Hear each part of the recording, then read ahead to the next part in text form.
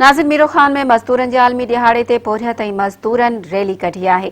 ॾिसो था मुजाहिद सुमरो जी ही रिपोर्ट। मीरो खान में वतन दोस्त मजदूर फेडरेशन पारां योम मई के हवाले से शिकागो के शहीदन के सुर्ख सलाम पेश करण के सिलसिले में ही रैली कढी पई वने। अचो तो उते मौजूद जो अगवान आहिनि उन सां ॻाल्हि ॿोल करियूं। शहीदन के सलाम आहे।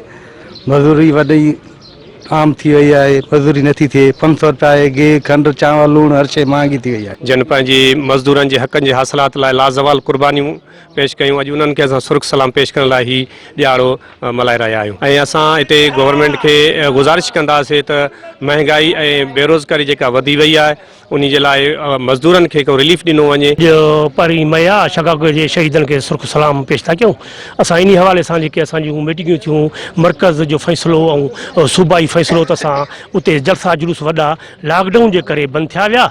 उन जे हवाले सां असां हिते रैली कढे ऐं प्रेस ताईं हलंदासीं। मज़दूरनि गॾु करे मज़दूरनि सां नाइजाइज़ी आहे जेके लॉकडाउन आहे, महांगाई आहे, अटो खंड मिर्च लूण तो ई महांगा जेको मज़दूर पंहिंजो पेट जे शहीदन के सुर्ख सलाम पेश करण जे लाइ वेंदासीं। ॿियो अर्ज़ इहो आहे त महांगाई ॾिसो त खाई विया, मज़दूर के मज़दूरी कोन्हे, मज़दूर दर पदर आहे।